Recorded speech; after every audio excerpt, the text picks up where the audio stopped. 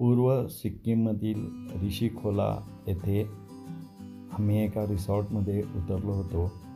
हे रिसॉर्ट संपूर्ण जंगलात असून खाली खोल दरीमध्ये उतारावर हे रिसॉर्ट बांधलेले आहे आणि जवळच नदी आहे. तर खूपच सुंदर असा निसर्गरम्य परिसर आहे आणि खूप सुंदर रिसॉर्ट आहे.